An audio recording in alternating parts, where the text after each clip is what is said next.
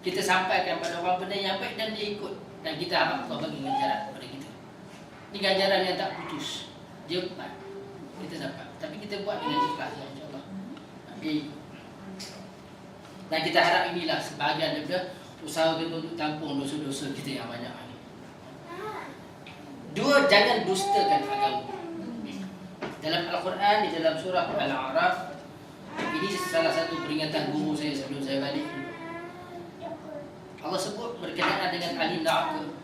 Dia bagi tahu kepada kita, orang pertama sekali ialah yang mendustakan ayat-ayat Allah. Alladzina kadzabu min ayatina wastakbaru anha. Dua, jangan buat mendustakan ayat-ayat Allah, dan jangan wastakbaru anha, dan takbur dengannya. Jadi orang sebut syahadat Allah itu zaman batu, zaman orang duduk depan pasir, kita terima. Dan satu lagi, jangan mendusta. Mendustakan ditafsirkan oleh para ulama tafsir.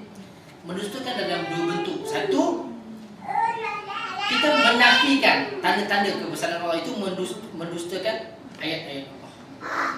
Dan satu lagi ialah Al-Quran sebut macam lain, kita sebut benda lain. Mendustakan ayat. Itu dua bentuk mendustakan ayat. Jadi jangan buat. Sebab apa? Dalam ayat itu Allah Subhanahu wa taala mengingatkan kepada kita, la tufattahu lahu abwaab. Orang ini sifat dia ni dua ni, mendustakan ayat Allah dan takbur dengan dia, Allah tak akan buka pintu langit dunia.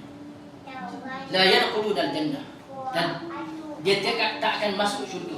Sehingga kan Allah bagi kiasan dalam ayat itu, sehingga kan dia tak akan masuk syurga. Allah bagi kiasan menunjukkan bahawa tak akan masuk sama sekali. Sehingga kan unta boleh masuk ke lubang jarum.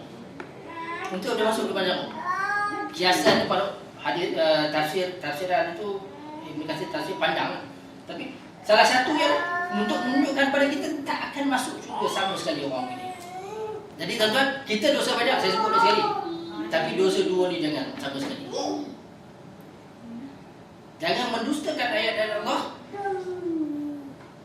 Satu, menafikan kebesarannya. Satu lagi, dia sebut benda lain, kita sebut benda lain. Jangan mendustakan ayat Allah.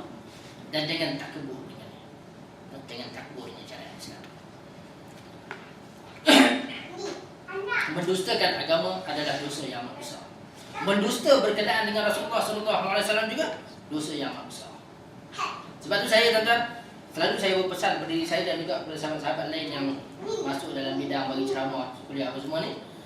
Kita dulu orang suka bila kita kata dosa besar ni, minum marak, judi, zina, iyalah memang dosa besar. Tapi kadang-kadang kita kurang menyampaikan salah satu dosa besar adalah mendustakan agama Allah. Mendustakan hadis Nabi SAW juga merupakan dosa besar. Dulu orang jangan tekankan, mendustakan hadis Nabi juga merupakan dosa besar. Rasulullah SAW janjikan syurga neraka kepada orang yang berdusta dengan hadisnya. Jadi itu salah satu dosa yang amat besar. Tiga, ni sekali lagi saya ulang, jangan mendahului Allah dan Rasul. Berbicara tentang agama ada disiplinnya. Jadi saya tak cerita banyak sebab kita selalu sebut dah. Bercakap berkenaan dengan agama ada disiplinnya. Apa yang tuan-tuan nak forward dalam email, tengok benda itu menepati disiplin ilmu dalam Islam atau tidak. Kalau tak menepati disiplin ilmu dalam Islam, tak boleh. Keempat, perjuangkan kebenaran Islam lebih daripada kelompok atau individu. Ini ada wahyu yang bersifat maksud. Kita perjuangkan kebenaran Islam lebih daripada kelompok atau individu. Yang kita perjuangkan ialah kebenaran Islam. Kebenaran Islam ni dia kadang-kadang datang dalam berbagai kelompok. Jadi kita tak memperjuangkan kelompok, dan kita juga tidak memperjuangkan individu. Kita memperjuangkan kebenaran Islam. Kalau dalam hal itu individu tak betul, kita kata tak betul. Kalau dia betul, dia betul. Kita tidak memperjuangkan individu, kita memperjuangkan kebenaran Islam yang sepanjang masa betul. Sepanjang masa betul. Yang kelima, ini juga pesanan kepada yang muda-muda ni, juga kepada yang tua. Bersedia menghadapi cabaran. Bila kita bawa Islam ni tuan-tuan dan puan, Islam mesti disampaikan secara berhikmah. Ya, kita tahu ayat Allah apa berkenaan dengan sampaikan Islam secara berhikmah. Ud'u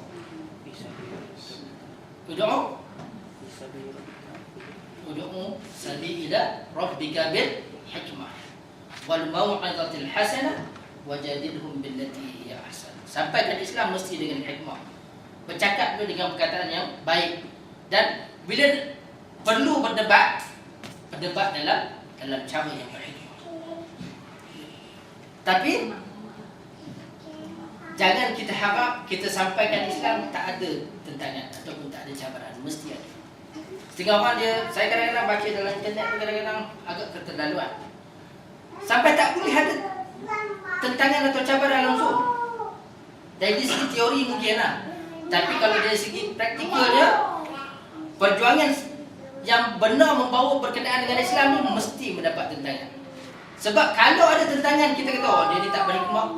Nabi tak berhikmah. Nabi dia tentang. Malah dia orang yang dia sangat sayang pun tak terima. Jadi kalau kita nak kata setiap orang yang menerima tentangan ataupun orang tak ikut, kita kata dia tidak berhikmah, tak betul lah. Sebab itu hakikat, itu sunnatullah. Orang yang membawa Islam mesti ada cabaran dia akan terima. Dan cabaran yang kita terima ni tuan-tuan kadang-kadang sikit je.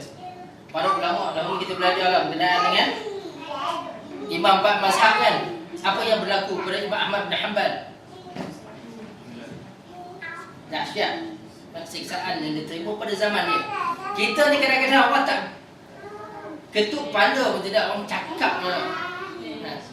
Cakap je, tu pun dah aku tak mahu. Orang kata macam Islam. Tak boleh. Bersedia menerima tentangan dan cabaran. Cuma hikmah perlu berhikmah. Tetapi hikmah bagaimana pun sunnatullah ialah orang yang menyampaikan Islam mesti akan mendapat tentangan dan mesti ada cabaran. Mesti ada cabaran. Saya tanya tulisan saya kutuk. Dia kata orang yang memperjuangkan Islam ni sumbangan besi. Besi itu keras kan. Tapi nak bentuk dia kena buat apa dulu? Kena bakar dulu. Orang Islam, orang yang memperjuangkan Islam ni, dia kena macam tu besi tu lah. Dibakarkan dulu. Baru dia akan berjaya. Tapi kalau orang yang tak ada terima tentangan ni, selalunya orang dia kata, aku nak sampaikan Islam tapi aku tak mahu orang kata apa kat aku. Orang yang begini tuan-tuan, selalunya ni tak ada orang yang ikut dia. Dia sampaikan, boleh kan? Boleh. Tapi kan kita sebut benda yang betul. Bukan untuk kepentingan kita. Saya dengan orang kadang-kadang bila sampaikan benda ni, kadang-kadang rasa bersyukur kerana Allah bagi rezeki, kerja bagi seorang guru. Jadi kita tak harap apa-apa yang bila kita menyampaikan agama Allah. Kita sampaikan kebenaran. Tanpa kita harap apa-apa ganjaran daripada orang. Dan juga saya sebut hari itu dalam khutbah, kita tengok pada imam 4 mazhab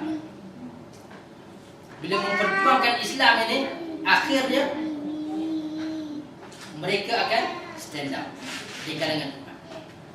Pada zaman mereka memang mereka dibuat macam-macam. Tetapi akhirnya siapa yang menunjuk? Yang menunjuk yang membawa kalimah Allah dan sunnah Rasulullah SAW.